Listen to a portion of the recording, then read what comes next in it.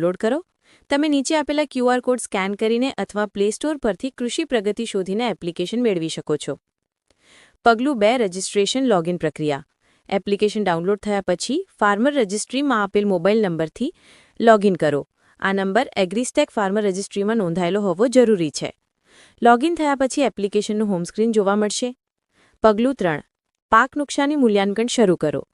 એપમાં પાક નુકસાની મૂલ્યાંકન મોડ્યુલ પર ક્લિક કરો।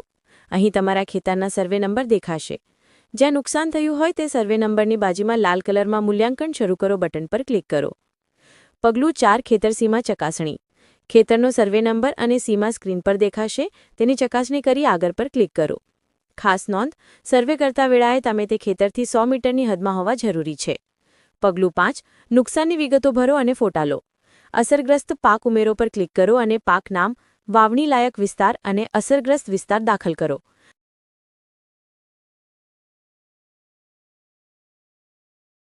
હવે 2 ફોટા લો। પ્રથમ ફોટામાં સંપૂર્ણ ખેતર દેખાય તે રીતે અને બીજા ફોટામાં અસરગ્રસ્ત વિસ્તાર સ્પષ્ટ દેખાય તે રીતે। પગલું 6 સમગ્ર અને આંશિક નુકસાન વિવરણ। જો પાકનું નુકસાન આખા ખેતરમાં થયું હોય તો સમગ્ર પસંદ કરો। જો માત્ર અમુક ભાગ અસરગ્રસ્ત હોય તો આંશિક પસંદ કરી વિસ્તાર દાખલ કરો। લાયક વિસ્તાર હંમેશા કુલ પ્લોટ વિસ્તારથી સમાન અથવા ઓછો હોવો જોઈએ। પગલું 7 એકથી વધુ પાક હોય તો। જો એક સર્વે નંબરમાં એકથી વધુ પાક અસરગ્રસ્ત હોય તો ફરી અસરગ્રસ્ત પાક ઉમેરો પર ક્લિક કરો। બધી માહિતી ચકાસી ટીક માર્ક કરો અને સાચવું સબમિટ પર ક્લિક કરો। આ રીતે તમે તમારા પાક નુકસાનનો સર્વે સરળતાથી પૂરો કરી શકો છો। ડિજિટલ સિસ્ટમ દ્વારા તમારી માહિતી સરકારી રેકર્ડમાં સરળતાથી અપડેટ થશે